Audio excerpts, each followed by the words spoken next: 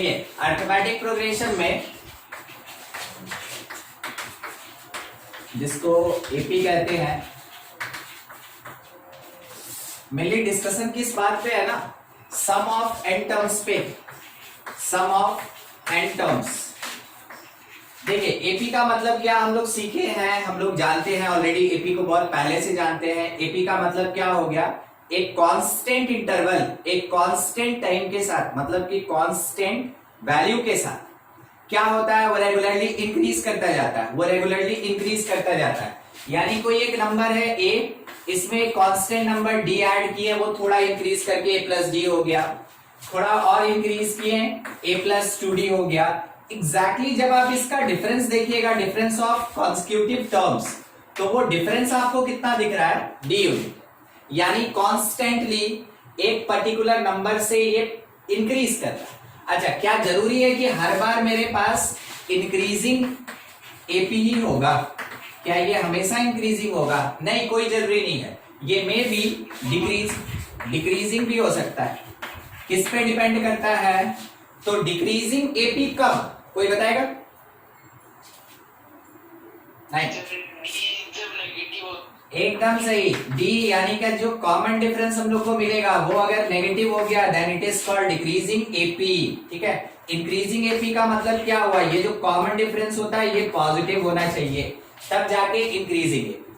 अच्छा, अब सोच के बताइए, मान लीजिए किसी एक एपी के सम ऑफ एन टर्म्स को हम निकाल रहे हैं, तो बहुत सिंपल सा जनरल में हिंदी में एक मीनिंग बनता है कि जितना भी टर्म आपको प्रोवाइड किया गया that is called so called यहाँ एन टर्म्स, उन टर्म्स को अगर हम ऐड कर दें तो ऑब्टेन हो जाएगा सम ऑफ एन टर्म्स। सोच के बताइए वो पॉजिटिव होगा कि नेगेटिव होगा? सोच के बताइए, सम ऑफ एन टर्म्स पॉजिटिव होगा? Depends on AP, depends on AP, कोई जरूरी नहीं है, कुछ भी हो सकता है। मतलब नहीं समझे, सुनिए समझिएगा। अगर हम S10 बोले, इसका सिंपल मीनिंग है sum of 10 terms of AP. AP में बात कर रहे हैं तो S10 का मतलब sum of 10 terms of AP. 10 term दिया है, सिंपली ऐड कीजिए, वो सम ऑफ 10 टर्म्स होगा। अच्छा, मान लीजिए जैसे मेरे पास एक फर्स्ट एपी दिया, AP1 कहें, नंबर्स देखिएगा, समझते चलिएगा, -33, -31, -29, -27, -25, -23, 1 2 3 4 5 6, 21, 19, ठीक है, 8 और -17, -15। सबसे पहले आप चेक करें ये एपी है कि नहीं, ठीक है। तो एपी कैसे चेक करें सर? ज्यादा कुछ नहीं करना, कॉन्सिक्यूटिव टर्म के बीच का डिफरेंस देखिए, तो यहां से यहां डिफरेंस आपको क्या दिखा, आपको डिफरेंस क्या दिखा, कोई बताएगा डिफरेंस क्या दिखा? +2 की -2? इंक्रीजिंग मींस +2 या -2 पूछे? +2 सही। यहां भी आपको डिफरेंस क्या दिखा? +2 यूनिट। सफिशिएंट है। 3 नंबर जो होता है ना, वो ये डिसाइड करने के लिए सीक्वेंस सीरीज में काफी है कि उसका नेचर कैसा है। मतलब कि 3 अगर टर्म आप कॉन्सिक्यूटिव ले लें, अगर उसमें आपको डिफरेंस कॉमन दिखा, इसका मतलब ये एपी है। चलिए चेकिंग हो गया, इसके आगे भी कर सकते हैं, मगर मिनिमम रिक्वायरमेंट इतने का ही होता है।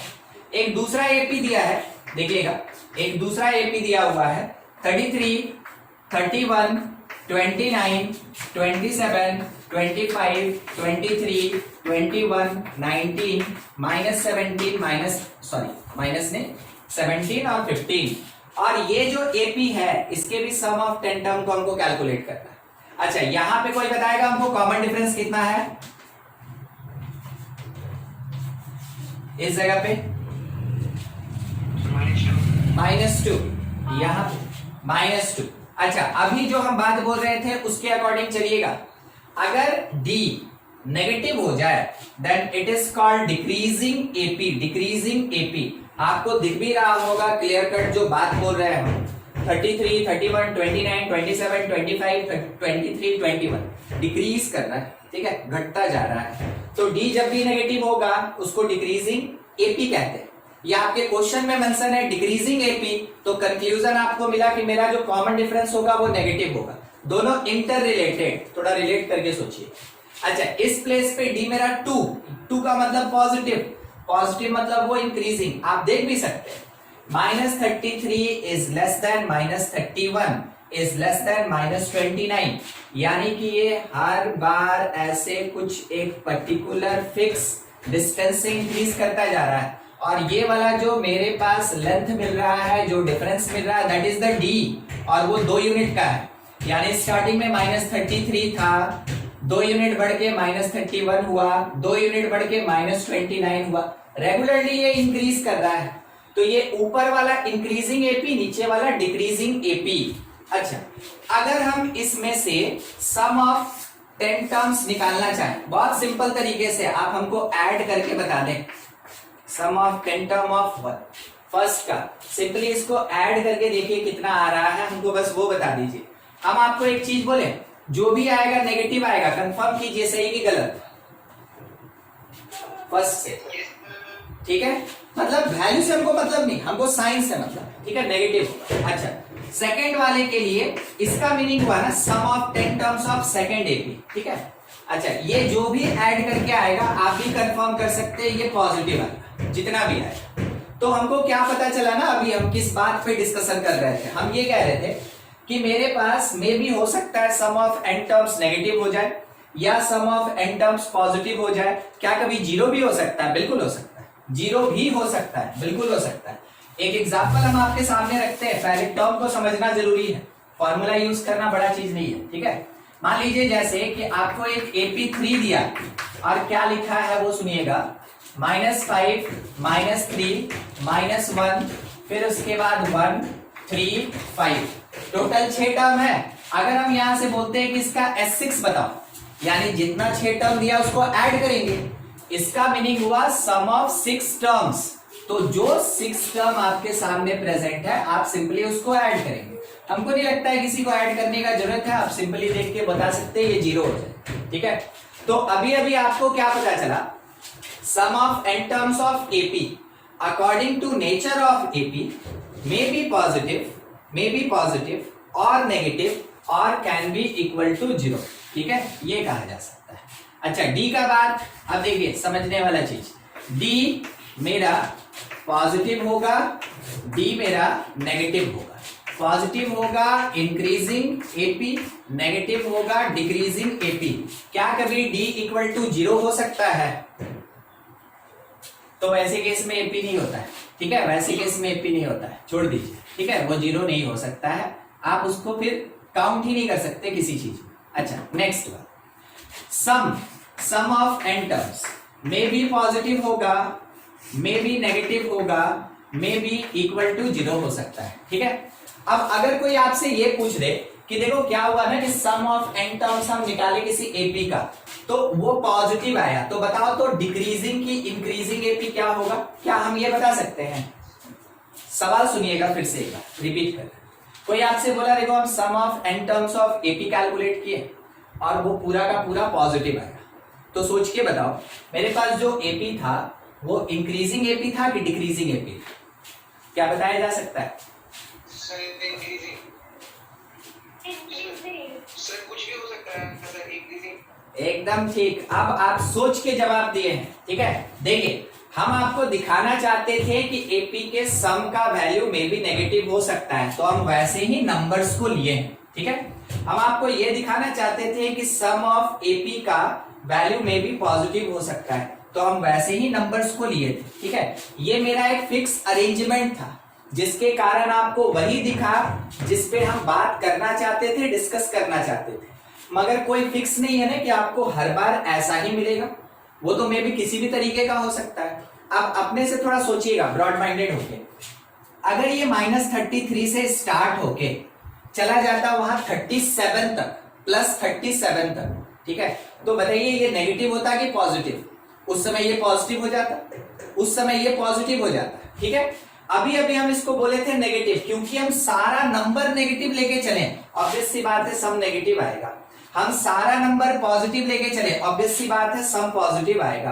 अगर नेगेटिव पॉजिटिव इंटरमिक्स हो गया तो कोई नहीं बता सकता है कि वो पॉजिटिव आएगा कि नेगेटिव आएगा कि 0 आएगा। जब तक आप देखेंगे नहीं, जब तक आप कैलकुलेट नहीं करेंगे तब तक आप नहीं कह सकते हैं कि सम नेगेटिव होगा, पॉजिटिव होगा या जीरो होगा। मगर एटलीस्ट मेरे पास पॉसिबिलिटी तो है। क्या पॉसिबिलिटी है कि जब कभी भी एपी का सम निकालेंगे वैसे केस में वो मे be positive, may be negative या जीरो हो सकता है। तो क्या इसके बेसिस पे हम नेचर बता सकते हैं? नहीं बता सकते। इसके बेसिस पे क्या हम नेचर बता सकते हैं? नहीं बता सकते। हाँ, इसके बारे में अगर कुछ कहना चाहें तो बिल्कुल कह सकते हैं। जब सम जीरो होगा, ध्यान रखिएगा ये हमेशा सिमेट्रिक होता है, ठीक है। Symmetrical AP in negative and positive always provide sum equal to zero, ठीक है। देखिए -5 + 5, ठीक है, -3 + 3, -1 + 1। अगर ऐसा है तो वैसे केस में आप इसको सिमेट्रिकल कह सकते हैं। देख रहे हैं ना, नेगेटिव में पॉजिटिव में वही नंबर प्रेजेंट है, दैट इज कॉल्ड सिमेट्रिकल। अगर सिमेट्रिकल फॉर्मेट में अरेंज्ड है एपी तब जाके उसका सम जीरो आएगा, ठीक है। और एक चीज, विदाउट जीरो, ध्यान रखिएगा, without zero in AP always sum of even number of terms equal to zero, ठीक है। अगर किसी एपी में जीरो नहीं है, विदाउट जीरो, अगर किसी एपी में जीरो नहीं है तो जब भी उसका सम करेंगे तो सम कितने नंबर ऑफ टर्म्स का करना है? इवन नंबर ऑफ टर्म्स का जब हम लोग सम करेंगे तब जाके वो इक्वल टू जीरो हो सकता है। कब? In case of negative positive symmetrical AP. अगर नेगेटिव पॉजिटिव का सिमेट्रिकल एपी है तो उसके इवन नंबर ऑफ टर्म्स को ऐड करके ही हम जीरो ऑब्टेन कर सकते हैं, ठीक है। अगर उसमें जीरो नहीं है तब, जैसे यहाँ पे जीरो नहीं था, -1 से सीधा ये +1 हो गया, इसमें जीरो नहीं था तो देखिए कितने टर्म को ऐड किए हम, 6। आप समझ सकते हैं, 3 टर्म नेगेटिव का, 3 टर्म पॉजिटिव का, तो 3 + 3 कितना हो गया? 6। इसका मतलब है इवन नंबर ऑफ टर्म्स। बस वही बात बोला जा रहा है। देखिए आपको क्लास 11 में एपी में बहुत डीपली पढ़ाई करना होगा। बहुत डीपली जाने का मतलब क्या होता है सर? उसका मीनिंग ये होता है कि हर एक छोटे से बात का जो भी कंक्लूजन निकल सकता है उस पे आपको सोचना होगा। उसके बेसिस पे आपको क्वेश्चन मिलेगा और उसको इवेल्युएट करने आना चाहिए कि कब ऐसा हो सकता है। कहां ऐसा क्वेश्चन मिलेगा? वर्ड प्रॉब्लम में मिलेगा, ठीक है, वर्ड प्रॉब्लम में मिलेगा। और जो कंपटीशन लेवल का क्वेश्चन होता है वो खास करके उन्हीं सब बात पे क्वेश्चन देता है जो कि जनरल थ्योरी में नहीं होता है। मीनिंग जनरल थ्योरी मतलब जो जनरल टेक्स्ट बुक के क्वेश्चन में आप फॉर्मूलाज यूज करते हैं ना, वो जानता है कि फॉर्मूला तो सबको आता है। आप में से ही बताइए कौन है जिसको टीएन का फॉर्मूला नहीं आता है? हमको नहीं लगता है एक भी आदमी ऐसा होगा, एक भी स्टूडेंट ऐसा होगा जिसको कि एपी के टीएन का फॉर्मूला नहीं आता है क्लास 11 में, ठीक है। ऐसा नहीं होता है, आता है। तो फिर आगे क्या यूज? आगे यही यूज है कि जो डिफरेंट कंडीशन और कॉन्सेप्ट्स होता है वो कहां लगेगा और कैसे लगेगा, उस पर सोचे कैसे, ये आपको क्लास 11 में मेनली सीखना होता है, ठीक है। आप थोड़ा इसको नोट कर लें, उसके बाद हम इस पे फॉर्मूला के बेसिस पे आप क्वेश्चंस पे चलें। कुछ डाउट है या क्रॉस क्वेश्चन तो पूछ लीजिए किसी का भी।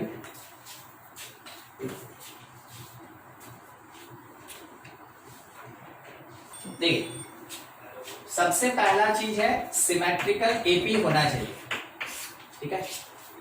ठीक है, सिमेट्रिकल पॉजिटिव नेगेटिव कोई भी नंबर ले लें, मान लीजिए जैसे -4, ठीक है, फिर -2, उसके बाद 0, फिर 2 और 4।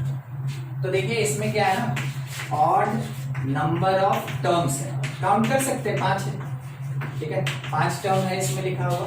अगला देखिए -4, -2, 2 और 4, इसमें कितना टर्म? 4 टर्म। अच्छा, यहाँ पे आप कह सकते हैं कि even number of terms, even number of terms. हम आपके सामने जो रखे हैं, ये मेरा थोड़ा एक मिस्टेक, 1 मिनट, मान लीजिए ये -8 है, ठीक है, -2 और ये +8, ठीक हो रहा है क्या? नहीं है, -6 और ये 6, अब ठीक, अब हो रहा होगा, ठीक है। तो इसका डिफरेंस 4 का, ठीक है, ये। अच्छा, यहाँ पे मेरे पास इवन नंबर ऑफ टर्म्स है, कितना टर्म 4। देखिए इस एपी में क्या 0 है या 0 हो सकता है? देखिए नहीं हो सकता, ठीक है। इवन नंबर ऑफ टर्म है। अगर हम 0 को यहाँ बीच में डाल दिए, बोलिए एपी रहेगा कि नहीं रहेगा? No sir. नहीं रहेगा। तो विदाउट 0 एपी, इसी को कहते हैं विदाउट 0 एपी। तो जब कभी भी 0 के बिना कोई एपी होगा, 0 के बिना कोई एपी होगा, तो उसमें इवन नंबर ऑफ टर्म्स का सम 0 होता है। विदाउट 0 अगर कोई सिमेट्रिकल एपी होगा तो उसमें इवन नंबर ऑफ टर्म्स का सम 0 होता है, ठीक। यही चीज ऊपर है। विथ जीरो हमेशा ऑड नंबर ऑफ टर्म्स का सम 0 होगा। विथ 0 हमेशा ऑड नंबर ऑफ टर्म्स का सम 0 होगा। देखिए यहां से यहां काउंट कीजिए, 5 टर्म आपको दिख रहा है और वो एपी में है। तो जब भी 0 होगा तो ऑड नंबर ऑफ टर्म्स का सम 0। अगर 0 एपी में इंक्लूडेड नहीं है तो इवन नंबर ऑफ टर्म्स का सम 0 होता है। समझ में आया क्या बोला गया था वहां पे सुभजीत? Yes sir. ठीक है। और किसी को कोई डाउट है इसमें? ये चीज क्लियर हो गया सबको? किसी को भी डाउट है तो पूछ लीजिए अपना। एसएन पे मान लीजिए कोई एक एपी है, it is a plus D, A plus 2d, A plus 3d से लेके यहाँ लास्टली हम लोग पहुंचे a plus n minus 1d तक, and it is called Tn, it is called nth term Tn of AP। अगर हम इसका Sn निकालें तो बहुत सिंपल सा लॉजिक होता है कि हमको ऐड कर देना है। तो a plus d plus a plus 2d plus a plus 3d plus ऐसे करके लास्टली हम लोग कहां तक पहुंचे? a plus n minus 1d तक, ठीक है। nth टर्म क्यों जा रहे हैं सर बार बार? क्योंकि यहाँ पे बोला है Sn। ये बिल्कुल वैसा ही concept, 1 plus 2 plus 3 plus 4 plus 5 plus 6। तो आप बोलिएगा कि 6 टर्म का यहाँ एडिशन है, n टर्म का एडिशन है, तो a plus n minus 1d तक जाएंगे। आगे अगर हम इसी को रिवर्स कर दे इन रिवर्स ऑर्डर, अगर हम इसी को रिवर्स ऑर्डर में लिख लें तो क्या लिखें? लास्ट वाले को पहले a plus n minus 1d plus इसके जस्ट बाद, यानी कि यहां पे एक टर्म होगा। कोई बताएगा हमको वहां पे क्या होगा? कोई भी? a plus n minus 2। एकदम से n माइनस 2, एकदम ठीक। a plus n minus 2d। Next क्या आएगा? a plus n minus 3d। n minus 3, a plus n minus 3d। बस इसको लेके चलिए। Second last a plus d होगा और लास्टली a मिलेगा, ठीक है। अब क्या कर रहे हैं कि उसी नंबर को उल्टा करके ऐड किए, इज ऑलवेज Sn, वो भी Sn ही होगा।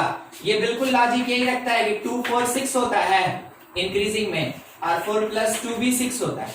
तो किसी भी ऑर्डर में ऐड करें वो हमेशा हमको नेट रिजल्ट ऐड होके बराबर ही देगा।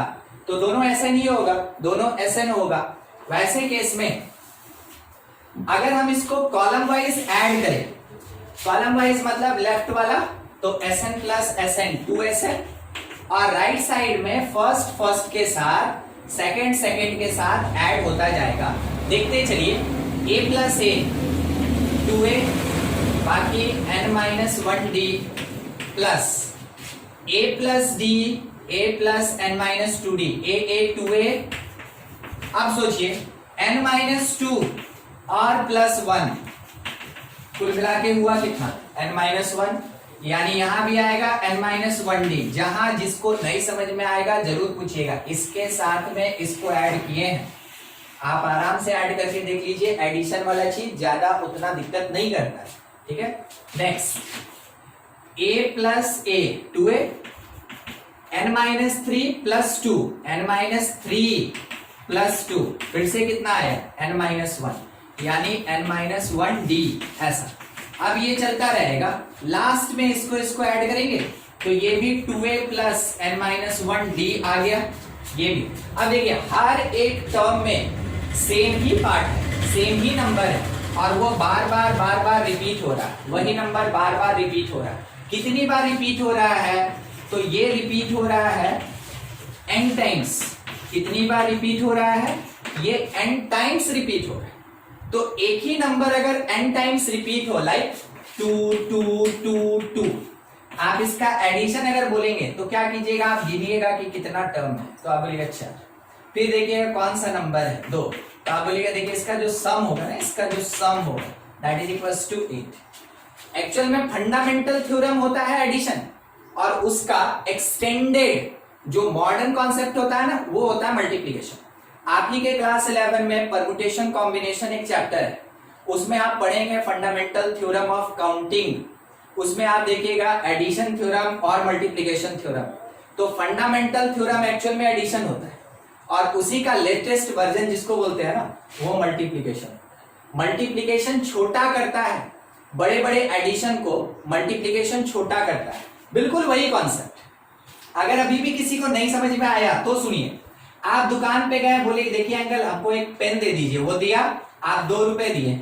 फिर बोले एक और पेन दे दीजिए, वो दिया, आप 2 रुपए निकाल के दिए। फिर से एक पेन मांगे, फिर 2 रुपए दिए। एक और पेन मांगे, फिर 2 रुपए दिए। एकदम पूरा खुचरा लेके गए थे, एक पेन उठाए 2 रुपए दिए, एक पेन उठाए 2 रुपए दिए, फिर पेन। कितनी बार? 4। अच्छा, घर आए, पापा पूछें कि क्या करके आए हो, तो आप बोलिएगा कि 4 पेन खरीदे। तो पूछेंगे कितने में, तो आप बोलिएगा एक पेन 2 रुपए। तो पापा पूछेंगे कितना इन्वेस्ट किए, तो आप ऐसे आंसर दीजिएगा क्या, 2 रुपए दिए प्लस 2 रुपए दिए प्लस 2 रुपए दिए प्लस 2 रुपए दिए। नहीं, आप बोलिएगा देखिए 4 पेन खरीदे, 2 रुपए के हिसाब से 8 रुपया देके आए हैं, काम खत्म, 2 रुपए बचा, बाकी कुछ कर लिए। ठीक है, तो मल्टीप्लीकेशन इस पूरे एडिशन प्रोसेस को शॉर्टकट कर दिया। बिल्कुल वही चीज, इतने सारे टर्म को ऐड करना है और वो सब का सब एक ही नंबर है, तो कितनी बार ऐड किए? n times. तो n टाइम्स ऐड किए तो उससे मल्टीप्लाई करेंगे उसी नंबर को, एकदम fundamental theorem of counting. 2SN that is n into ये पूरा का पूरा number 2a plus n minus 1d, ये। ठीक है, अब हमको तो निकालना था SN is the sum of n terms of AP। 2 नीचे चला गया, n by 2 2a plus n minus 1d, ये मिला। तो ये मेरे पास एक बहुत बेसिक फॉर्मूला मिल गया, sum of n terms of AP। क्या किसी को इस फॉर्मूला में तोड़ के 2 टर्म दिख रहा है? टर्म पूछे, टर्म, ठीक है, 2 टर्म दिख रहा है क्या तोड़ के? नहीं। अच्छा, हम दिखाते हैं, इसको ब्रेक करते हैं। हाँ, हम समझ गए, आप वही बोले। n/2, ध्यान से देखिए, a plus n minus 1d। क्या सबको इसमें राजी है? 2a को लिखे a प्लस a, बाकी n माइनस 1d। अच्छा, हम आपको क्या दिखाना चाहते हैं वो सुनिए। इसको आप कहीं देखें, it is the nth term. ये कौन होता है? nth टर्म होता है। nth टर्म मतलब लास्ट टर्म। ये a कौन होता है? तो AP का फर्स्ट टर्म होता है, उसी को a कहते हैं। तो a यहाँ पे फर्स्ट टर्म, अगर हम चाहें तो इसको A1 भी कह सकते हैं। ठीक है, a plus n minus 1d, ये मेरा nth टर्म, और इसी का नाम लास्ट टर्म भी होता है, लास्ट टर्म। तो अगर हम चाहें तो इसको an से रिप्रेजेंट करें, या tn से रिप्रेजेंट करें, या l से रिप्रेजेंट करें, तीनों का मीनिंग एक ही चीज है। या तो an से रिप्रेजेंट करें, या tn से रिप्रेजेंट करें, या l फॉर लास्ट टर्म से रिप्रेजेंट करें। ठीक है, ये चीज है। अब क्या करना कि Sn का एक फॉर्मूला लिखना। तो Sn इज इक्वल्स टू, बाकी सारा चीज वही, n/2, इस a के जगह a, और प्लस इस a plus n minus 1d के जगह l।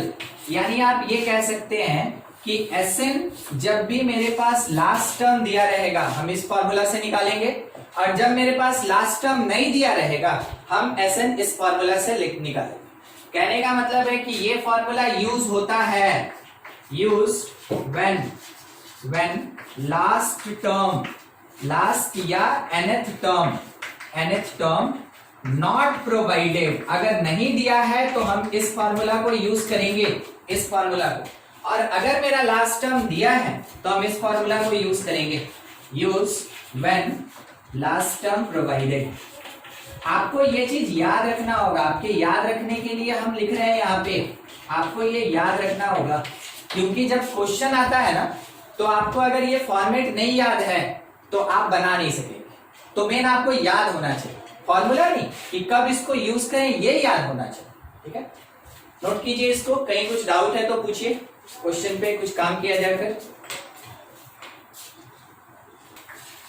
मान लीजिए हम लोग से ये बोला गया, find number of possible terms, number of possible terms such that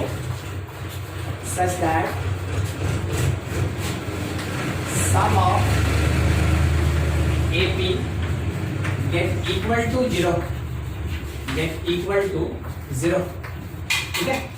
अब AP क्या दिया है वो क्वेश्चन में दिया हुआ है, ठीक है, वो चीज कि कितना होगा, तो वो लिखा हुआ है माइनस, मान लीजिए 25, फिर -20, -15 एंड सो ऐसे करके दिया हुआ है। ठीक है, हम लोग से क्या बोला गया कि find number of possible terms such that sum of AP get equal to 0। कितना टर्म लेके चलेंगे ताकि उस एपी के सम का वैल्यू 0 हो जाए। तो कोई बताएगा इसमें मांगा क्या है, पूछा क्या है, नोटेशनल फॉर्म में डिमांड क्या है, कोई भी?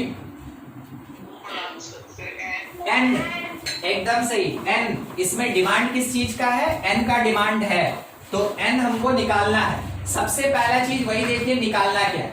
अब देखिए दिया क्या, शायद आपको Sn दिखा 0, शायद आपको a मिला, इज कॉल्ड फर्स्ट टर्म -25, शायद आपको d भी मिला, कैसे निकालें? सेकंड में से फर्स्ट को सब्ट्रैक्ट करके 5 आ गया। ठीक है, इतना सारा चीज हमको मिल गया। जब ये सारा टर्म्स मिल गया तो आप इसको देखें ना, ये पेरेंट है, ये मेन पार्ट है जो बताएगा कि इसको यूज करके कौन सा फॉर्मूला लगाएं। तो हम Sn is equals to formula use करना चाहते हैं, इसको करेंगे या इससे पहले वाले फॉर्मूला को यूज करेंगे? किसको करें? कौन सा? पहले वाला, पहले वाला, बिल्कुल सही, बिल्कुल सही। n/2 2a प्लस n-1d ये होगा। सबके रिस्पेक्टिव प्लेसेस पे वैल्यूज पुट किया जाए। 0 इज इक्वल्स टू n/2, उसके साथ 2a मीन्स 50 लिख दें, 25, n-1 और d के प्लेस पे 5।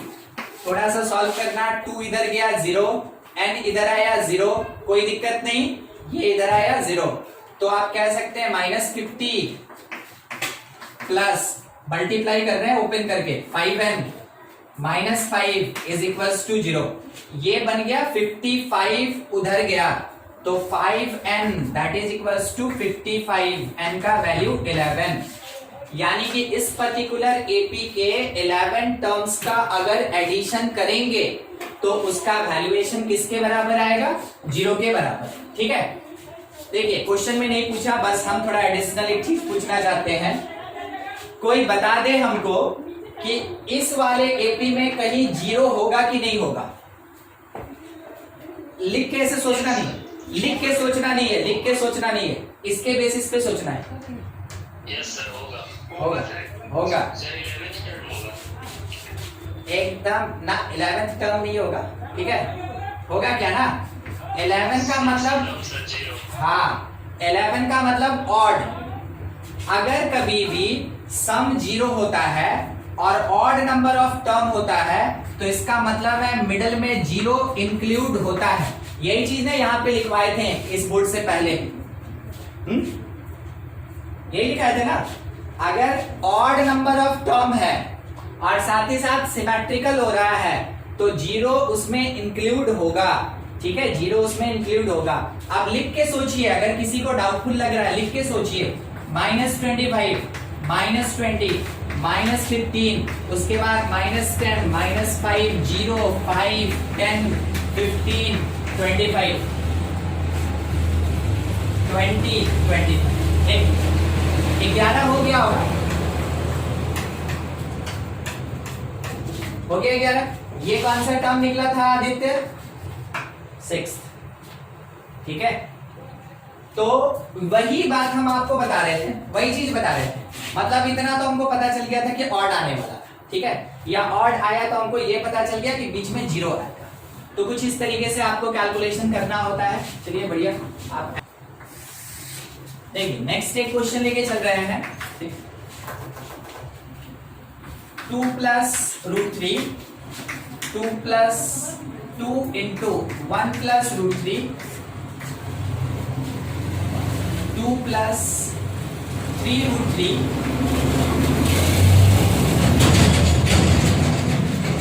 find sum of 11 terms, find sum of 11 terms, ऐसा क्वेश्चन दिया है। तो देखिए इस क्वेश्चन में है क्या, आपको एक एपी दिया, पहले चेक करें एपी है कि नहीं है। ठीक है, तो ये मेरा फर्स्ट टर्म, ये मेरा सेकेंड टर्म, ये मेरा थर्ड टर्म। हम आपको फिर से बता रहे हैं पूरे सीक्वेंस सीरीज में चाहे एपी हो, जीपी हो, एचपी हो या सम स्पेशल हो, 3 टर्म सफिशिएंट होता है उसका नेचर बताने के लिए। तो आपके पास 3 टर्म जरूर लिखा रहेगा आपके क्वेश्चन में, कम से कम 3 टर्म जरूर दिया रहेगा। आप इसमें T1 यानी A1 बोले 2 + √3 को, T2 सेकेंड टर्म यानी A2 ओपन कर दीजिए 2 + 2 √3 को, फिर T3 यानी A3 आप बोले 2 + 3 √3 को। आप यहां पे डिफरेंस निकालें तो डिफरेंस आया √3 का। ठीक है, यहां पे जब आप डिफरेंस निकालें तो डिफरेंस आया आपके पास √3 का। तो आप देखिए कि जो डिफरेंस है वो तो कॉमन है, वो तो कांस्टेंट है। तो वैसे केस में ठीक है, आंसर आ गया ना। फिर से एक बार आंसर बोलिए, हम लिख लेते हैं 77 √3। ठीक है, चेक कर लिया जाएगा, एक प्रपोज्ड आंसर है। देखिए तीनों टर्म में कॉमन डिफरेंस सेम, यानी आप बोलेंगे तीनों टर्म एपी में है। जरूरी नहीं है, मेरे क्वेश्चन में बोला हुआ भी रह सकता है, नहीं तो अगर सिंपल बोला तो पहले चेक कर लें एपी की जीपी। तो एपी है, अगर एपी है तो हमसे मांगा S11, तो हम क्या करेंगे, Sn का फॉर्मूला लिखेंगे, ऐसा। अब n के जगह 11 पुट करेंगे तो 11/2, a मतलब मेरा फर्स्ट टर्म, तो 2 × 2 + √3 प्लस n-1, तो n तो बता चुका है ना कि 11 होगा, तो 11 - 1 और d के प्लेस पे √3 पुट कर दिए। सिंपल तरीके से S11 इज 11/2, इस प्लेस पे 2 + 2 √3, उसके बाद प्लस 10 √3, ये लिखा है 11 - 1 10 √3।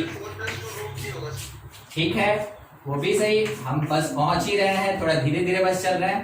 2 + 12 √3, देखिए क्या होगा, इस 2 से ये 2 कैंसिल, ये 2 कैंसिल, मीनिंग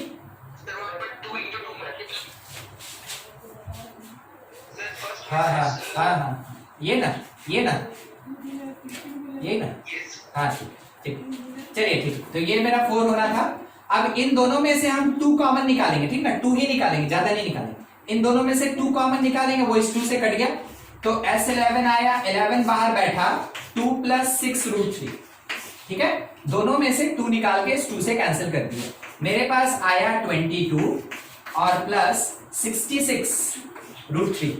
आप ये भी आंसर कह सकते हैं, ये भी आंसर कह सकते हैं, दोनों ठीक है। ठीक है, हाँ, किसी को कोई डाउट इसमें देख लीजिए। जहां तक उम्मीद है आधा से ज्यादा लोग तो मेरे साथ बना चुके होंगे। ठीक है, अगर उसके बाद भी आपको किसी टर्म या वैल्यू में कहीं दिक्कत है, आप जरूर पूछ ले, 2 क्वेश्चन आपके सामने सिंपल तरीके से। देखिए, हमेशा बेसिक स्ट्रांग रखिए, उसके बेसिस पे बहुत बड़ा बड़ा क्वेश्चन बनता है। क्वेश्चन देखिएगा नेक्स्ट, इसी के बेसिस पे एक और क्वेश्चन ले रहे हैं। क्वेश्चन है how many terms of AP. ठीक है, सिंपल सा, how many terms of AP. -6 -11/2 -5 dot are needed to give the sum -25, to give the sum -25।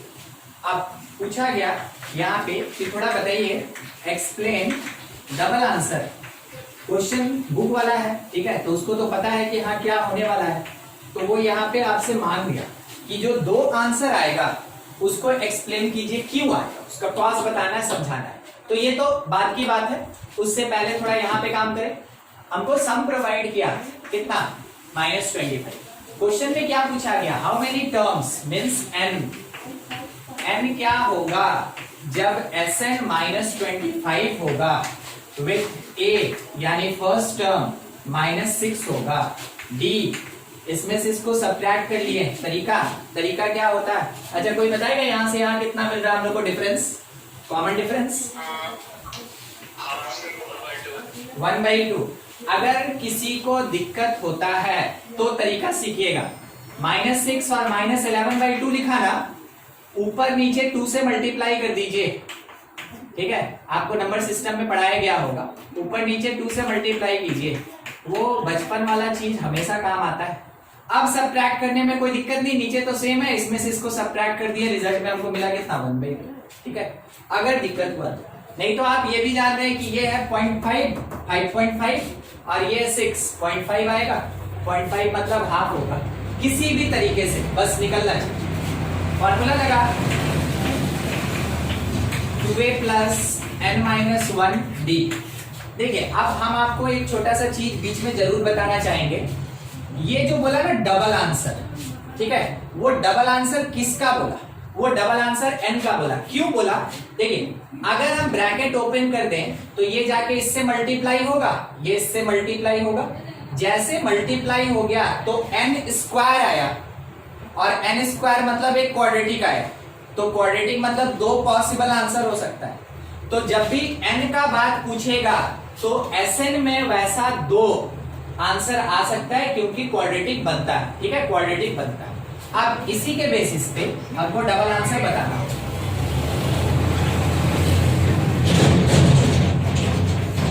2a वहां से -12, 2 से a को मल्टीप्लाई, n-1 d के प्लेस पे हाफ, ऐसा कुछ, एलसीएम लिए 24, बाहर आ गया 4, ठीक है।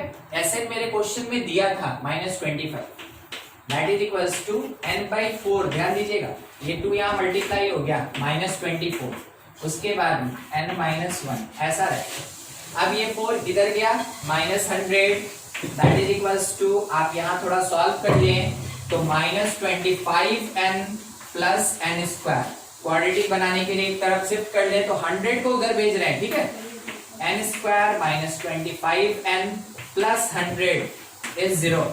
मिडिल स्प्लिट हो सकता है 20 और 5 में, 20 और 5 में, +100 इज 0। डायरेक्ट लिख दें, n का वैल्यू एक 20 मिलेगा और एक 5 मिलेगा, ठीक है, 20 और।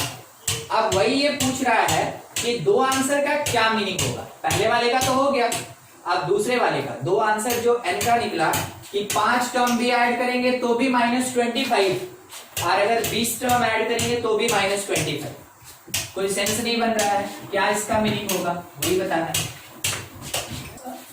यहाँ 5 टर्म्स, बस इतना ही। और दूसरा 20 टर्म के लिए वो एपी यहीं से स्टार्ट हुआ, क्योंकि दोनों के लिए जो फर्स्ट टर्म है वो तो कॉमन होगा, वो तो सेम, ठीक है, यहीं से स्टार्ट हुआ। मगर कहां तक चला, तो वो चला मेरे पास 20 टर्म्स, वो चला 20 टर्म्स, ठीक। अब क्या हुआ कि इसका सम -25, तो ऑब्वियस सी बात है अगर ये दोनों सेम नंबर से स्टार्ट हुआ, डी भी सेम है, तो यहां तक का सम कितना होगा, -25। अब बाकी का क्या होगा, इसका सम 0 होगा, इसका सम 0 होगा, यहां से लेके यहां से मतलब क्या हुआ, ये हुआ मेरा कौन सा टर्म, ये मेरा 5th टर्म है, ये मेरा 5th टर्म है, ठीक है, फर्स्ट टर्म, ये 5th टर्म, यहां के जस्ट बाद कौन आएगा, 6th टर्म आएगा, तो 6th टर्म से लेके 20th टर्म तक, यहां से यहां तक सम कितना होगा, 0 होगा, इसका यही मीनिंग होता है, ठीक है। क्या आप एक बात को समझिए, 5 टर्म का सम भी -25, 20 टर्म का सम भी -25, same AP, same first term, same common difference. तो फिर क्या हुआ, बाकी जो रेस्ट पार्ट बचा उसका सम 0 होगा। हम ये नहीं कह रहे कि वो सब 0 होगा, सब नहीं लिखा, सम लिखा है, SUM, ठीक है। उसका एडिशन 0 होगा, उसका एडिशन 0 होगा। सर नहीं समझ रहे हैं क्या आप बोलना चाह रहे हैं, सुनिए देखिए, मान लीजिए जैसे -3 -2 -1 0, ठीक है, ऐसा है। फिर उसके बाद 1 2 3 4 ऐसे करके जा रहा है। अगर यहां से यहां तक का सम कुछ आया और यहां से यहां तक का सम उतना ही आया, तो बाकी पार्ट क्या हुआ, नॉन जीरो वैल्यू रख के भी जब सम निकला तो वो सम कितना हुआ, 0। यही बात ऊपर बोल। क्लियर हुआ डबल आंसर? किसी को दिक्कत है डबल आंसर से? कैसे एक्सप्लेन करेंगे? नहीं, तो हम आपको लिख के ठीक है, हम यहां लिख के दिखा दे रहे हैं, ठीक है। In given AP, double answer के लिए क्या लिखना होगा वो लिख रहे हैं। In given AP sum of 5 terms equal to 0, sorry equal to 0 नहीं, कितना तो था -25, equal to -25 and from 6th term to 20th term, from 6th term to 20th term sum equal to 0, sum equal to 0। बस यही conclusion हम दे सकते हैं। इस कारण से n का कितना वैल्यू हमको मिला, 2 वैल्यू। अभी भी अगर किसी को भी दिक्कत है ना, आप जरूर पूछें, ये सब चीज ऐसा रहता है, ठीक है, रहता है।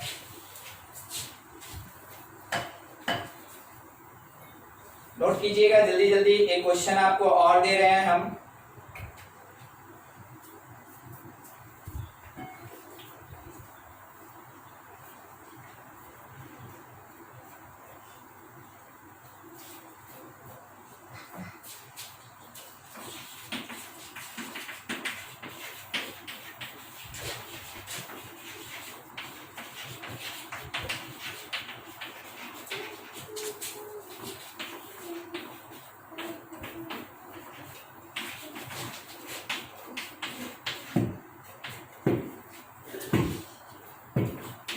ठीक है, क्वेश्चन क्या है ना, find sum of all odd integers from 1 to 1001, ठीक है, इंक्लूडिंग एंड पॉइंट्स। ये क्वेश्चन में अगर नहीं लिखा है तो एंड पॉइंट को लिया जाता है, अगर उसको छोड़ना होता है तो बोला जाता है इन बिटवीन, ठीक है, इन बिटवीन। अगर इन बिटवीन बोलेगा तो 1 को छोड़ के 1001 को छोड़ के, और अगर बोला फ्रॉम यहां से लेके यहां तक, मतलब इसको इंक्लूड करके चलेंगे। ये सब वर्ड ना आंसर में डिफरेंस ला देता है। ट्राई कीजिए इसको एक बार, बनाइए। आप ऐसा क्वेश्चन भी बनाए होंगे शायद, सम तो पढ़े ही।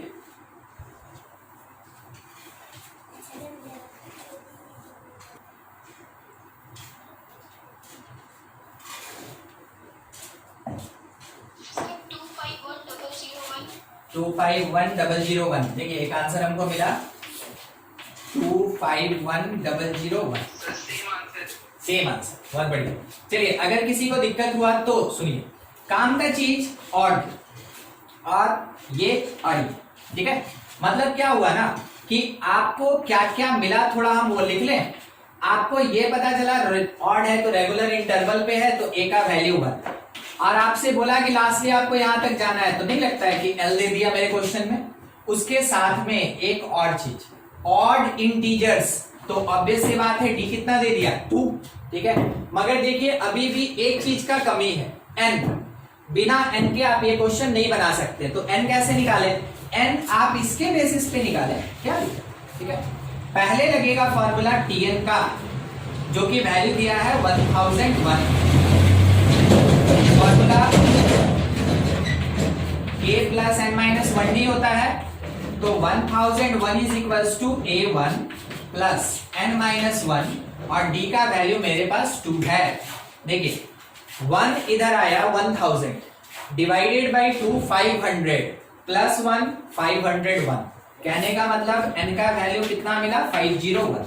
अब n मिल गया, l मिल गया, a मिल गया, d मिल गया, क्यों नहीं हम Sn निकाल लें। तो आप Sn लिखें या फिर S 501 लिखें, n/2 a प्लस l, क्योंकि लास्ट टर्म पता है तो इसको लगाएंगे, तो आप ये कह सकते हैं n के जगह 501 बाई 2 और इस प्लेस पे a का वैल्यू 1 और l का इतना, तो दोनों को ऐड कर लेना यहीं पे 1002 2 से डिवाइड कीजिएगा 501, तो 501 का स्क्वायर इज इक्वल्स टू 501 का स्क्वायर। सॉल्व कर लीजिए, बस वही आंसर होगा। ठीक है, वही आएगा, सेम ही आएगा।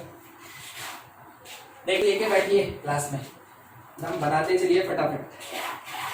अच्छा, एक छोटा सा बात और डिस्कस करना था। देखिए, फ्रॉम एस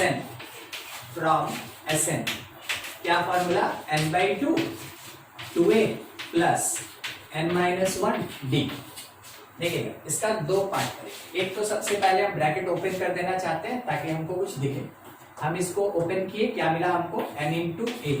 ठीक है, प्लस इससे इसका मल्टीप्लिकेशन किए तो हमको रिजल्ट में क्या मिला, n² d/2 और हमको क्या मिला, -nd/2। देख लीजिए, ब्रैकेट ओपन करके मल्टीप्लिकेशन करके हमको यही टर्म मिलेगा। अब इसमें अगर Sn है, ठीक, तो हम इसको क्या लिख सकते हैं वो देखिएगा, n² इंटू d/2 और हम क्या लिख सकते हैं, n कॉमन ले ले तो a माइनस d/2।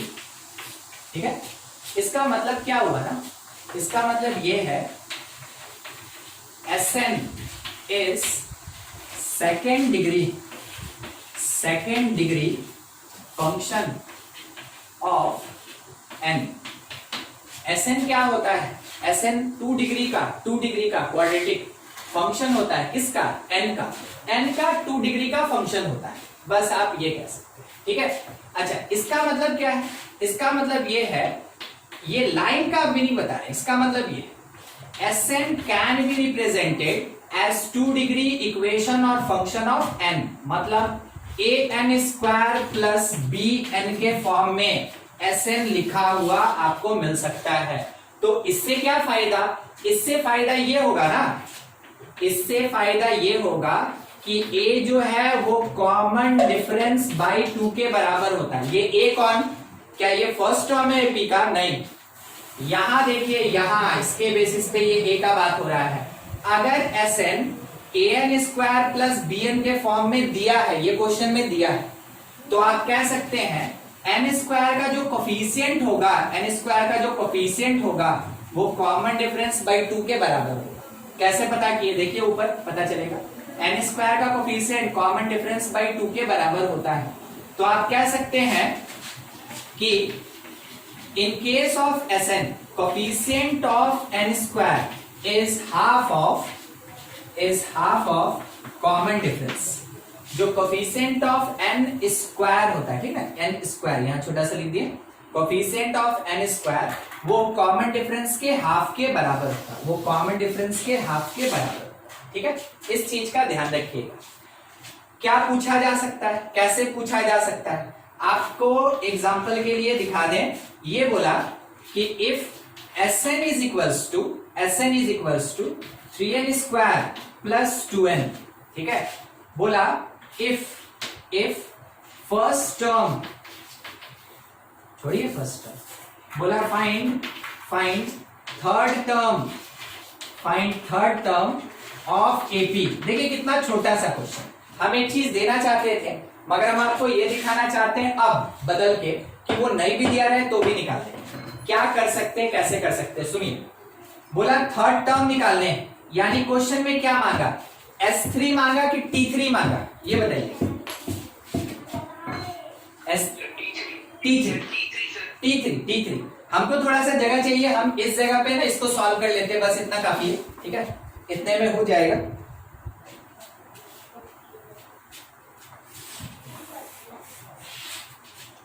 इस वाले क्वेश्चन के लिए, ठीक है, इस वाले क्वेश्चन हमसे मांगा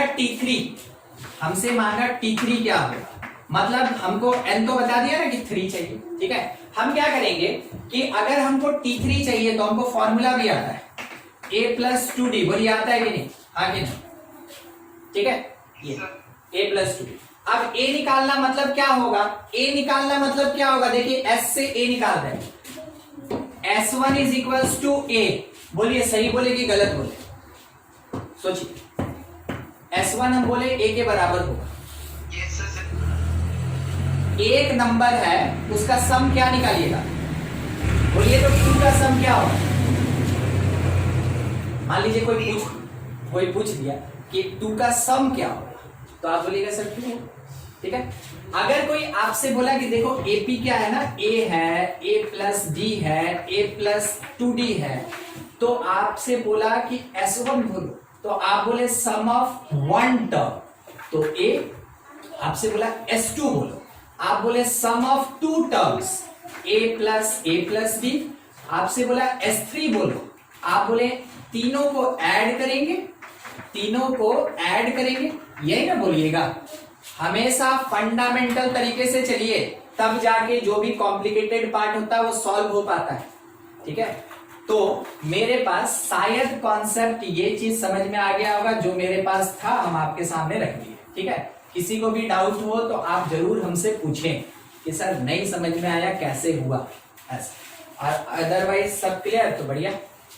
S1 हम बोले कि A होगा। अब S1 का मतलब n के जगह पे 1 पुट करना, तो हम A बोल रहे हैं 1 पुट करके 5 होगा, 3 + 2 5 होगा। D निकालना है, हम तो अभी अभी सीखे coefficient of n² that is half of D, यानी कि 3 coefficient of n², 3 is D/2, तो D का वैल्यू कितना? 6। A मिल गया, D मिल गया, A मिल गया, D मिल गया, T3 निकालना कौन मुश्किल बात है? A + 2D होगा, 5 + 12 कितना आंसर आया? 17। T3 कितना आएगा? T3 that is 17। आप सॉल्व करके निकाल लेंगे। फॉर्मूला आपको शायद याद होगा, A + 2D होगा, A आपके सामने है, D आपके सामने है, पुट करें। यही सिग्निफिकेंस होता है इस पूरे कॉन्सेप्ट। ठीक है, नोट कीजिए एक बार। उधर वाला हटा दे, क्या हो गया है?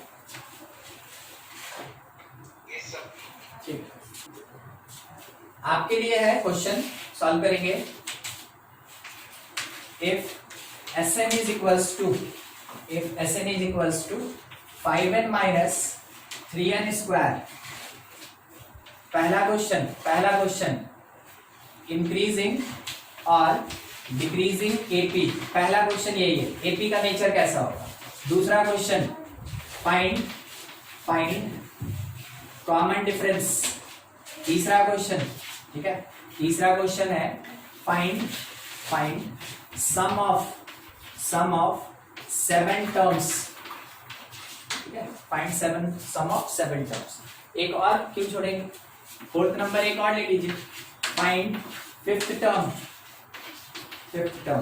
क्या है। चलिए 4 क्वेश्चन है आपके पास, बस उतना ही दिया है कि Sn का वैल्यू कितना, 5n - 3n²। बनाइए, चलो जिसका आंसर आएगा बोलते जाइएगा। अच्छा, इसका आंसर मेरा डिक्रीजिंग हो गया, चलिए ठीक है, ये सही है।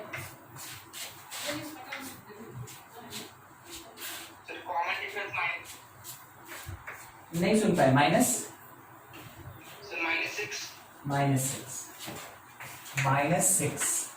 पता नहीं, ये हमको निकाल के देखना होगा। ठीक है, हाँ ठीक है, ये भी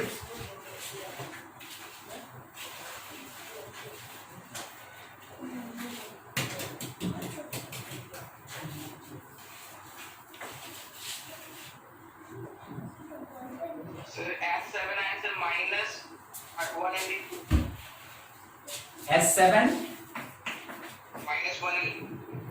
-102 पूरा बोलिए ना, पूरा बोलिए। 112, हाँ ठीक है, ठीक, हाँ उसके बाद 15। सबको ये आंसर देखते चलेंगे, अगर किसी भी आंसर में आपका कुछ डिफरेंट आएगा आप जरूर बोलेंगे, सेम आएगा तो ठीक है, लाने का कोशिश नहीं करेंगे, मतलब वही आंसर मिलाने का कोशिश नहीं करेंगे, बनाएंगे वो आंसर आ गया तो ठीक। और अगर नहीं बन रहा है तो भी पूछना है।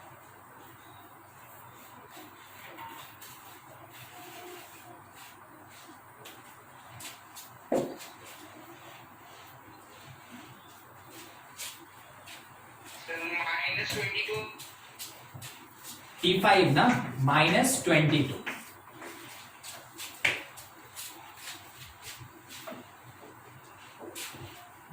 चलिए बना लिया जाए अब। जिसका बन रहा है अपने से बनाते रहिए, ठीक है। जरूरी नहीं है कि आप हमेशा तेज ही बनाएं, मगर सही बनाने का कोशिश कीजिए, ठीक है। जिसका बन रहा है अपना लगे रहिए। सबसे पहला काम एसएन से स्टार्ट होगा। हम इसको थोड़ा अपने सीक्वेंस में लिख लें, -3n² + 5n। हम ये सीखे हैं कि n² का जो कोफिशिएंट होगा, ठीक है, n² का जो कोफिशिएंट होगा that is common difference by 2। इसका मतलब हम ये कह सकते हैं कि कॉमन डिफरेंस मेरे पास -6 मिला। अब यही चीज आपके फर्स्ट और सेकंड नंबर क्वेश्चन का आंसर हो गया। -d मतलब डिक्रीजिंग एपी, ठीक है, और d का वैल्यू, तो फर्स्ट और सेकंड यही कंप्लीट। उसके बाद आगे जो भी कैलकुलेशन करना होगा हमको a चाहिए होगा, तो a निकालने का तरीका हमेशा S1 होता है। जो S1 होता है वो फर्स्ट के बराबर, तो n के जगह 1 पुट कर दें आप, n के जगह 1 पुट कर दे, तो ये मिला आपको 2, a का वैल्यू 2, मैथमेटिकल कैलकुलेशन है कर लीजिएगा, a मिल गया। अब चाहिए था थर्ड नंबर क्वेश्चन में सम ऑफ 7 टर्म्स, S7 फॉर्मूला होगा n/2 2a + n-1d, ठीक है। आप n भी लिख सकते हैं, बाद में 7 पुट कर सकते हैं, नहीं तो डायरेक्ट कर सकते हैं, कोई दिक्कत नहीं। 7/2 2a मतलब 4 + 6 × d का वैल्यू -6, तो आप कह सकते हैं -36, 6 × 6 36। ये आया -32, -32/2 16, तो 7 × -16 इज -112, ये होगा, ठीक है, -112। अच्छा, अगला लास्ट में एक चीज था, T5 निकालना था, फिफ्थ टर्म निकालना था। तो फिफ्थ टर्म मतलब फोर्थ नंबर क्वेश्चन में T5 जब लिखेंगे तो इसको लिख सकते हैं a + 4d, a + 4d, ठीक है। मेरे पास a का वैल्यू 2 + 4 × d का वैल्यू -6, यहां से आया कितना, -24 + 2 इज -20, ठीक है। देख लीजिए किसी टर्म में कोई दिक्कत है जो आपसे नहीं बन पा रहा था, वैसा कुछ भी तो आप जरूर पूछें। एसएन का यही सब एप्लीकेशन होता है, नोट कीजिएगा जल्दी जल्दी। देखिए एक क्वेश्चन में दिया, if Tn is equals to 3n + 5, if Tn is equals to 3n + 5, find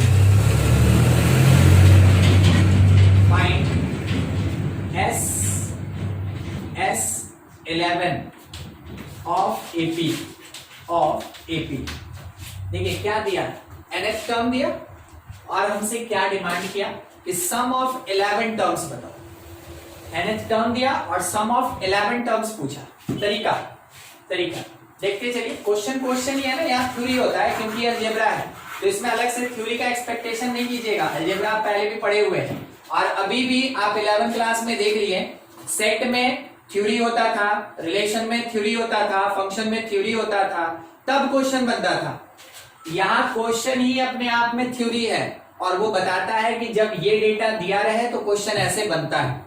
main algebra का एप्लीकेशन ये, ध्यान देते रहिएगा। टीएन दिया, सबसे जरूरी चीज दे दिया, तो क्या करें, T1 निकालें, n के जगह 1 पुट करें, ठीक है। फिर T2 निकालें, n के जगह 2 पुट करें, ध्यान रखिएगा। T2 निकालें, n के जगह 2 पुट करें, तो यहां से मेरे पास 3 × 2 + 5 दैट इज इक्वल्स टू 11। काफी है क्योंकि पहले ही बोल दिया कि AP है ये, ठीक है। T1 मिलना मतलब A मिल गया, T1 और T2 मिलना तो डिफरेंस हमको D देगा, T2 - T1 is 3। हमको D मिल गया 3 और हमको A मिला हुआ है 8। जब ये दोनों मिल गया, n तो ऑलरेडी ये बता दिया, काम खत्म। Sn का फॉर्मूला n/2 2a + n-1d होता है, हम लोग जानते हैं। तो जब S11 निकालेंगे, n के जगह 11, 2 × a का वैल्यू है मेरे पास प्लस n के प्लेस पे 11 -1 और d के प्लेस पे हम लोग पुट करेंगे 3, आ गया। अब इसके बेसिस पे आपको केवल मैथमेटिकल सिंपल कैलकुलेशन 16 और ये 30, तो कितना आया 46, 23, 11 इंटू 23 ये आ गया। तो S11 इज इक्वल्स टू 23, 23 कितना हो जाएगा 253 हो जाएगा, ठीक है। तो 253 ये मिला हमको S11, ठीक है। अच्छा, अगर कोई बोले कि सम के बेसिस पे कॉमन डिफरेंस का एक्सप्रेशन दो, कोई पूछे S के बेसिस पे कॉमन डिफरेंस का एक्सप्रेशन दो, तो देखिए काम कैसे करते हैं थोड़ा हम आपको बता दें, देखिएगा समझिएगा। रिलेशन हम निकाल रहे हैं, relation between sum and common difference, इसके बीच में रिलेशन निकालते हैं। तो थोड़ा ध्यान से समझते चलिएगा। मान लीजिए जैसे S1 है तो ये तो मेरा T1 के बराबर होगा, that is the first term. अगर मान लेते हैं S2 है, ठीक है, ध्यान दीजिएगा S2, तो ये हुआ T1 plus T2, sum of two terms, ये हुआ सम ऑफ टू टर्म्स।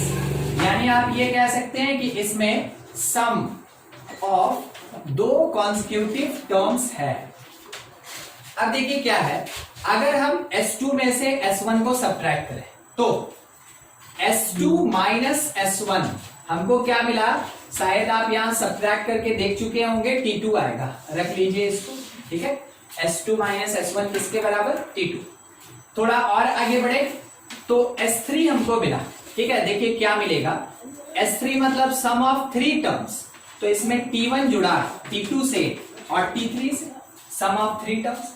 अब थोड़ा ये सोचिएगा कि अगर हम S3 में से S2 को सब्ट्रैक्ट करें, S3 में से S2 को सब्ट्रैक्ट करें, T1 T2 कैंसिल हो गया, ठीक, बच गया कौन, T3। जहां दिक्कत हो आप जरूर हमसे बोले। ये मेरा इक्वेशन नंबर 1 और ये मेरा इक्वेशन नंबर 2 जो काम का है। हम आपसे बस एक छोटा सा डिमांड करते हैं कि आप 2 में से 1 को सब्ट्रैक्ट कर लें, 2 में से 1 को सब्ट्रैक्ट कर लें, इसको हम लिख रहे हैं लेफ्ट साइड में, तो T3 minus T2 that is equals to, यहां का बात हम पूरा लिखेंगे, S3 माइनस S2 में से माइनस S2 माइनस S1। अब आप इस चीज को देखिए, कॉन्सिक्यूटिव टर्म्स का डिफरेंस है, ऑब्वियस सी बात है, AP है तो कॉमन डिफरेंस होगा, दैट इज इक्वल्स टू, आप लिख सकते हैं S3 minus 2S2 plus S1। Check कीजिए, यही चीज यहां लिखा हुआ है, ठीक है। अब इससे क्या फायदा, आप तो सर S1 S2 S3 में दिखा दिए D का रिलेशन, हम बोले नहीं बस यही तो चाहिए था। क्या चाहिए था, ध्यान से, अगर ये फर्स्ट है तो यहां सेकंड और यहां third, that is the common difference. General तौर पे बात करें तो देखते चलिए, common difference D that is equals to, अगर हम यहां n पुट कर दिए तो इससे एक यूनिट लेस 2SN-1, इससे एक यूनिट लेस प्लस SN-2, आ गया जनरल फॉर्म में, ठीक है। आप ऐसे कर सकते हैं, अदरवाइज कोई जरूरी नहीं है ऐसे कर सकते। n का मतलब जनरल, हम बोले जनरल फॉर्म का मतलब होता है कैसे भी रिप्रेजेंट कर सकते हैं, मगर ये कॉन्सिक्यूटिव होना चाहिए, ठीक है। 3 2 1, देख रहे हैं, 3 2 1 कॉन्सिक्यूटिव डिक्रीजिंग होना चाहिए। अगर हम ऐसा लिखें, थोड़ा सोच के बताइएगा कि D इज इक्वल्स टू, यहां कोई S होगा माइनस यहां 2SN और प्लस यहां S होगा, तो इसके सफिक्स में और इसके सफिक्स में क्या आएगा बताइए, तो सोच के ऐसे बोलेंगे, लेफ्ट और राइट, लेफ्ट और लेफ्ट वाला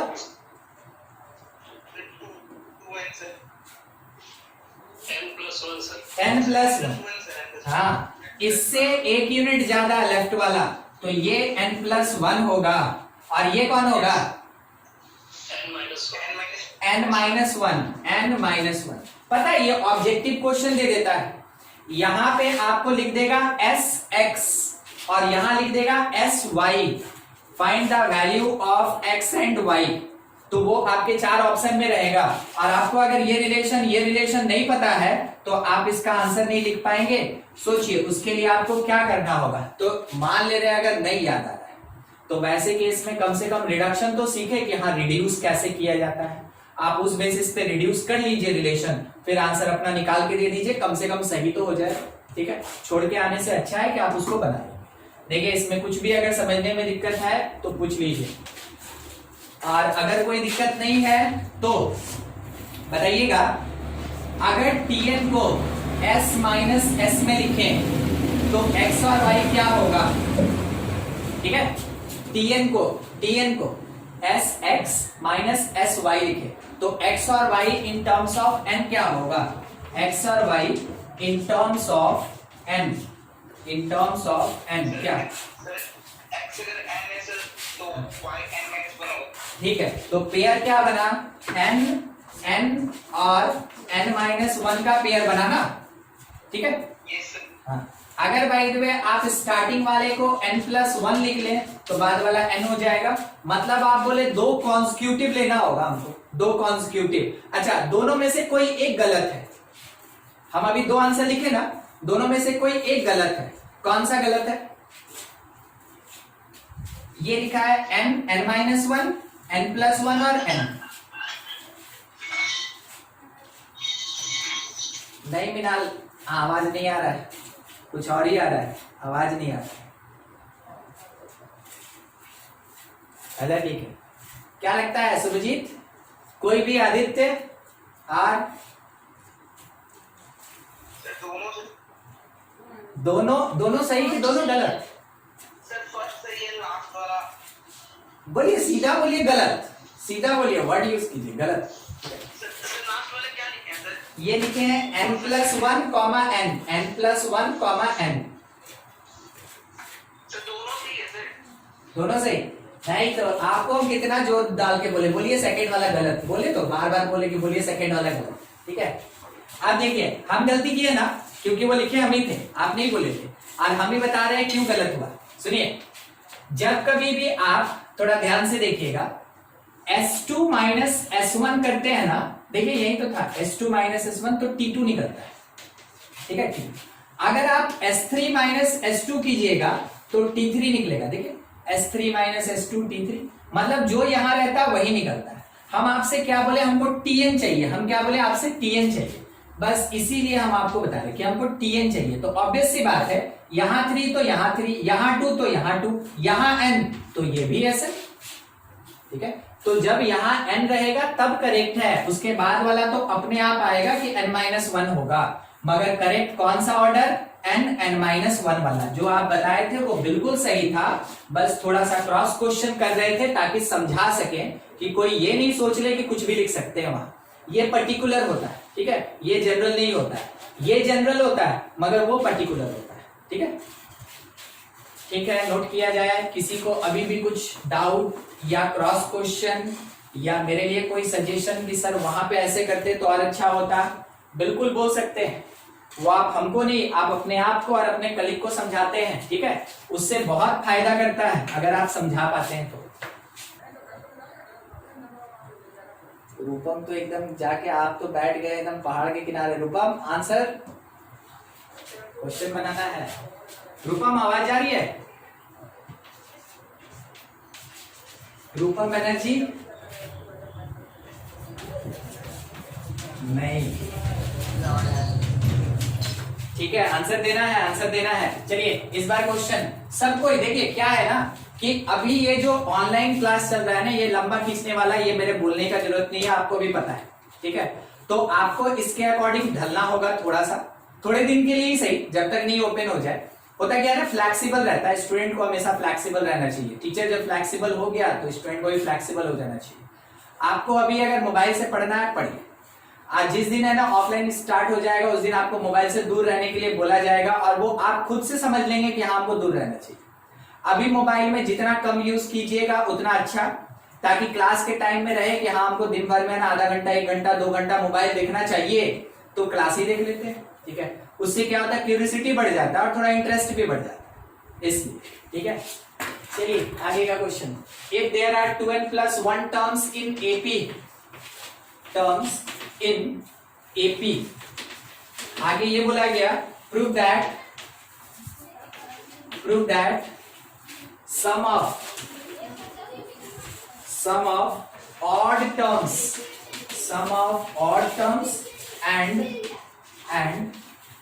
sum of even terms sum of even terms where the ratio n+1 is to n। ठीक है, ये रेशियो आएगा, ये हम लोग को शो करके दिखाना है, ये हम लोग को प्रूव करके दिखाना है। देखिए क्वेश्चन क्या बोलता है, हमेशा उस बात को समझना ज्यादा जरूरी होता है। ठीक है, कि क्वेश्चन क्या रहा है, हमेशा पूरा का पूरा लाइन कभी काम का नहीं होता है। काम का होता है कुछ टर्म्स जिसको आपको आइडेंटिफाई करना, यहाँ सीखना पड़ेगा। बोला there are 2n+1 terms in an AP, हम पढ़े ऑड टर्म्स। 2n+1 मतलब कैसा टर्म है, ऑड नंबर ऑफ टर्म है। ऑड नंबर ऑफ टर्म से क्या फायदा सर, देखिए 1 2 3 4 5 6 7, ठीक है। देखिए इसमें 7 टर्म है, 7 मतलब ऑड। उससे क्या हुआ, आप एक बार ऑड्स को काउंट करें, 1 2 3 4, ऑड्स कितना 4। इवेंट्स को काउंट कीजिए, 1 2 3, ठीक है। इवेंट्स कितना मिला हमको 3। कहने का मतलब अगर 2n+1 को ऐसे तोड़े n × n+1 तो ज्यादा होगा ऑड और कम होगा इवन। ठीक है, ज्यादा होगा ऑड और कम होगा इवन। वही चीज यहाँ काम का बात है। ठीक है, वही यहाँ पे काम का चीज है। If there are 2n+1 terms in AP, prove that the sum of odd terms and sum of even terms. क्या आप इसका मीनिंग समझे? ऑड टर्म्स मतलब कौन सा टर्म, बोलिए तो। ऑड टर्म्स का मतलब हाँ, ऑड टर्म्स का मतलब first term, third term, fifth term, seventh term, ninth term, 11th term, 13th term, इसको बोलते हैं हम लोग हमेशा ऑड टर्म्स। तो देखिए एपी स्टार्ट होगा A1 से, A1 है, A2 है, A3 है, A4 है, 5 है, A6 है, A7 है, ऐसे करके A2n+1 तक है। तो देखिए ऑड से स्टार्ट होके ऑड पे खत्म हुआ, ऑड से स्टार्ट होके ऑड पे खत्म हुआ, तो ऑड का क्वांटिटी ज्यादा होगा और इवन का क्वांटिटी कम होगा। तो आप कह सकते हैं कि इस एपी में जो मेरे पास एपी दिया है, इस एपी में मेरे पास ऑड ज्यादा है और इवन कम है। बस वही चीज समझना था। तो यहां हम लोग बनाएंगे कैसे, starting since AP contain 2n+1 terms, 2n+1 terms, इसके कारण therefore number of odd terms is n+1 और number of even terms is n। ये होगा, ठीक है। जो अभी बात बता रहे थे 2n+1 को 2 पार्ट में डिवाइड कर दिए, मगर 2 पार्ट में डिवाइड भी करेंगे थोड़ा वाइजली सोच के कि कौन ज्यादा होगा कौन कम, इतना हो गया। अब उसके बाद सम चाहिए, सम। तो आप मान ले, अगर नहीं दिया हो ना तो हमेशा मान लीजिए a और d के बिना ap नहीं होता है। Let first term is a, late common difference is b, ये मान लिया। अब बोला सम ऑफ ऑड टर्म्स, यानी आपसे पूछा सम ऑफ ऑड टर्म्स, तो हमको सोच के बताइएगा क्या वो बोला a1 plus a3 plus a5 ऐसे करके a2n+1 तक।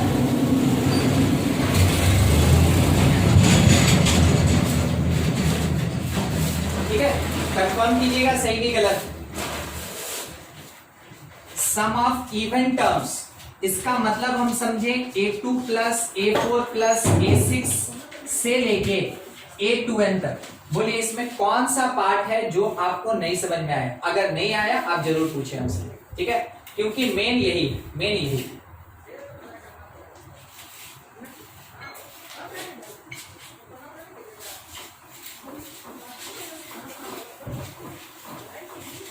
कुछ भी दिक्कत कि सर नहीं समझे कैसे वो हो गया, ठीक है, ऐसा कुछ नहीं। देखिए अब अगर सब क्लियर है तो कोई इन दोनों के बेसिस पे एक दो डेटा बता दे। एस ऑड टर्म्स के एडिशन में आप हमको बोलिए फर्स्ट टर्म आप किसको मानिएगा? फर्स्ट टर्म कौन होगा? First term A1 first term A1। Common difference बोलिए, कॉमन डिफरेंस।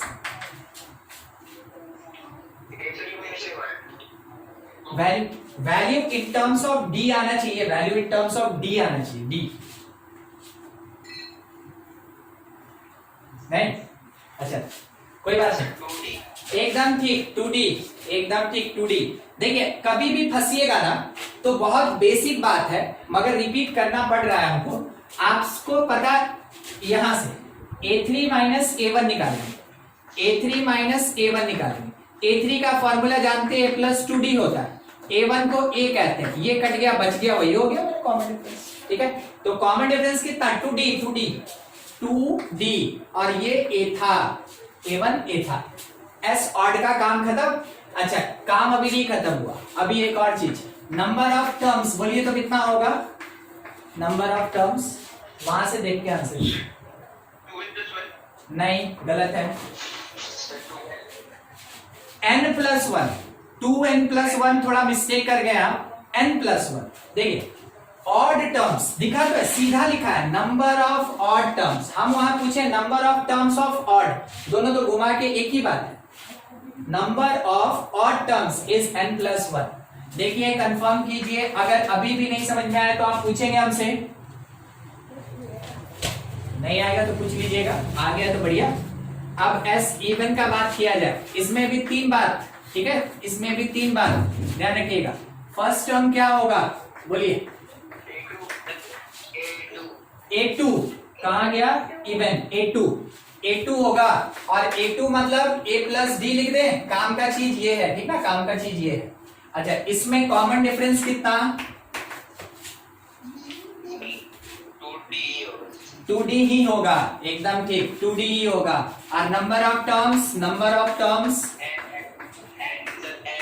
n टर्म्स होगा, एकदम सही n टर्म्स होगा। देखिए सारा डेटा मिल गया, अब बस इसको कैलकुलेट करना है, उतने डेटा के बेसिस पे बस कैलकुलेट करके रेशियो निकाल देना, काम मेरा खत्म। ठीक है, तो हम डायरेक्ट रेशियो पे ही बात करते।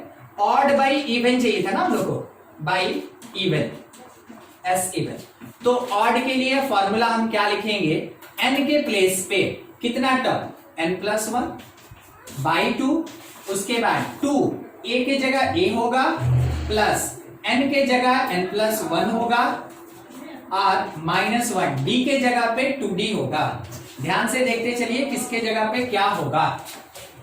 n के जगह n+1 यूज करेंगे, is the number of term.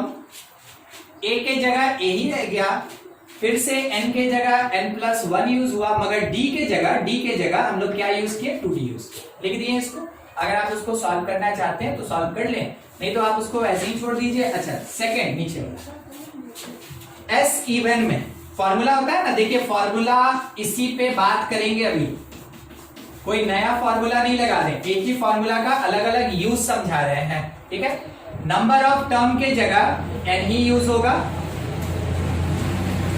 2a, a के जगह पे a2 यूज होगा, यानी कि आप 2a+d लिख सकते हैं, फिर प्लस n के जगह n ही यूज होगा, और d के जगह क्या यूज होगा? 2d, d के जगह 2d। सॉल्व करके रेशियो फाइंड किया जाए, वही फॉर्मूला ही है, वही एक ही फॉर्मूला ही है। ठीक है, अब उसी के बेसिस पे आपको सारा कैलकुलेशन करना है। देखिए ये 2 और ये 2 कट गया, जो बाहर वाला बचा उसको लिख लें थोड़ा, n+1/n। उसके बाद अंदर वाला पार्ट 2a प्लस n, तो 2nd, नीचे 2a प्लस